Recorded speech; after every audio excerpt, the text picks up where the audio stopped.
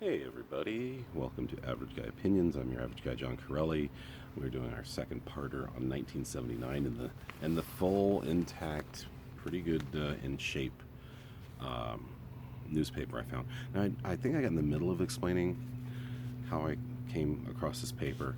Um, it was just lining the hi-fi equipment of my dad's, my dad's hi-fi stereo equipment. One inside one of the boxes, he had a little extra padding.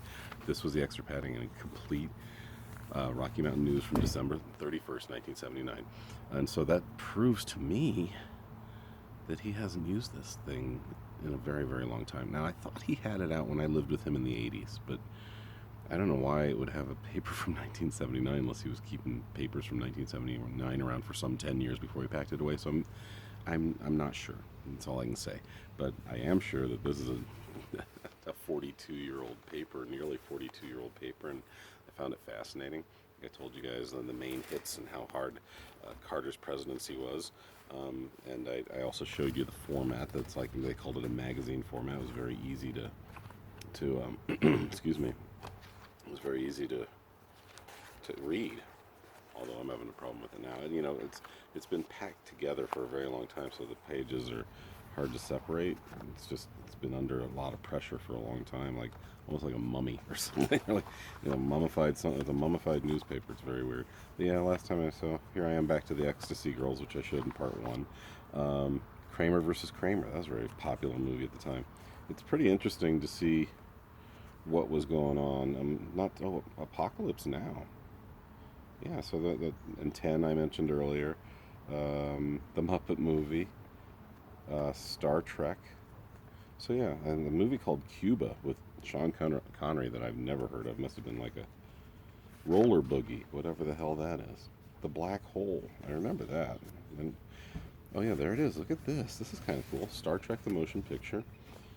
This probably started. I'm guessing this was a couple months ago. I'm sure this was full page ads. I don't know if you can hear me through the paper. Doesn't matter, but that's pretty cool. So yeah, very, very cool stuff. Oh, back when Greyhound racing was a thing. I don't know if you saw that right below Star Trek, but I'll show it again.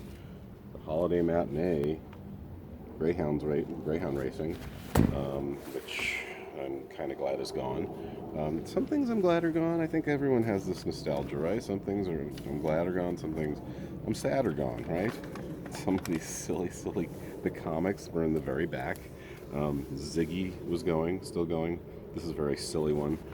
I don't know. I'll read it to you. It's so Ziggy is dealing with some kind of shyster type of dude, and it says, "I can let." He's got like a flea on a leash, and he says, "I can let you have him for real cheap. He defected from a circus in Russia, or a Russian circus."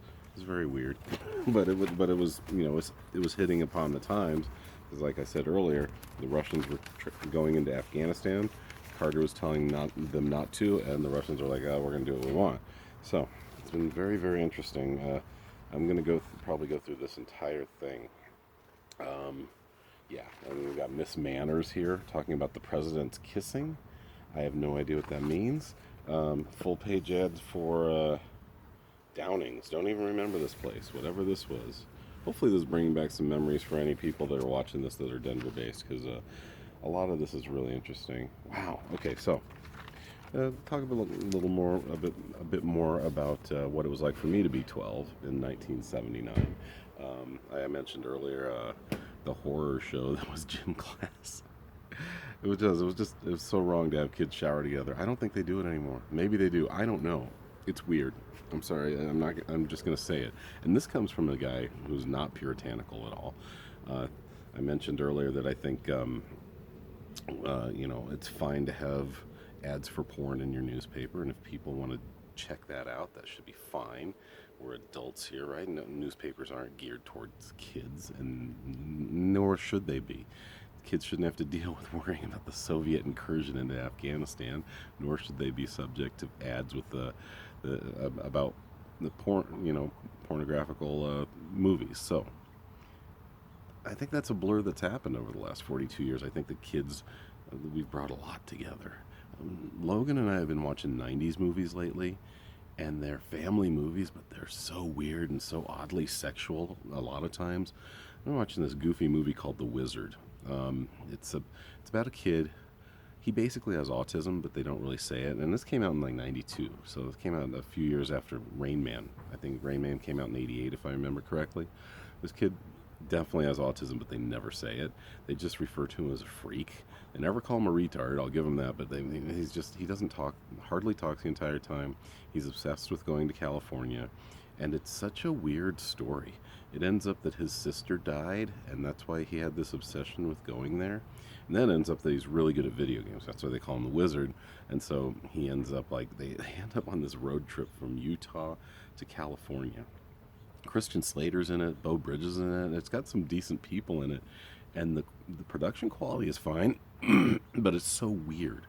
I mean, there's a part where they meet up with this girl, and they're trying to get bus money to get out to Los Angeles to be in this competition. Oh, by the way, it's a huge, just a massive uh, product placement for Super Mario NES, Nintendo Entertainment System. It's just that's all this is. Just the entire time they're showing him playing different games that the kids can buy, and it was really shameless product placement. At the end, he's in a big contest, and it's just like 20 minutes of them playing, or not 20, but it's a lot of minutes of them playing this game. Very odd. And so this girl they meet, and they're all little. They're not big kids. The Wizard's probably 8. And Fred Savage plays his brother. He's like pretty much the main character, and he's helping this kid get back. You know, they got a fractured family. It's a mess, and so Fred Savage, and this little kid, and Fred Savage, always looks 10. He's maybe supposed to be 12 or 13 in this movie, and then they meet like another 13-year-old girl, maybe 14, and they just scam their way across the western half of the country, getting to L.A. But all sorts of weird stuff happens. They get their money stolen from them by adults. They end up in Reno, where she convinces this guy to gamble for them, and somehow she magically knows how to gamble, and they put together like $400, and the guy that gambled for them, they give him 10. There's a part where and there's this guy like this. He's like a bounty hunter for lost children. It's so weird, and he's always getting into conflicts with the real parents. And then he finds the kids finally in Reno, and he goes chasing after them. And as he's grabbing the Wizard, the girl that they've met, the kind of streetwise one of the group goes, she screams in the middle of the casino as he's grabbing the other kid, the Wizard. She points to this bounty hunter guy. He touched my breast. Like a 13-year-old screaming, and the guy's like, "What? I didn't do it." And the 2 security guards grab him and throw him out.